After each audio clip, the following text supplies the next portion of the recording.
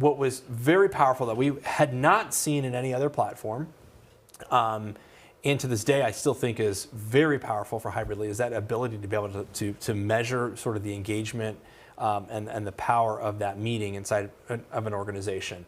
Because that essentially was telling us how effective we were communicating and what kind of engagement we're getting through the organization. So that was kind of our first experience with Hybridley, and then we've kind of taken it and done that with several other companies as well. That data piece is such a strong piece. The coolest part was looking at the data and the analytics on the back end to see what worked and what didn't. And so we were able to take the entire meeting, the entire 6 hours, and we're able to heat map basically the highest engagement points throughout that meeting. And those engagement points were responses through emojis and through chats and or questions, which I have to say, when we first started with it, I thought the whole idea of having emojis where you could do the thumbs up on the faces or whatever, I thought, this is super kitschy.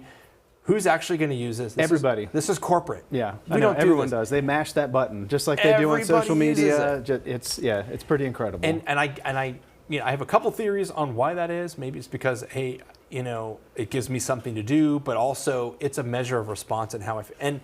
And that was very interesting to me, because I thought, unlike an in-person event, you can't do this. You can't measure, not very easy. Maybe there's some other tools now that are maybe allowing to do that. But at that time, there was no ability to be able to measure sentiment in real time across your organization. That was magical and incredible. And what it did is it proved our thesis of saying that we need storytelling video content. That was the #1 driver of responses that we were getting. That told us people are watching. They're not playing it and then they're over here doing something else. They're actually engaged, which I know is a big challenge. So you would play a video and you'd see that huge spike.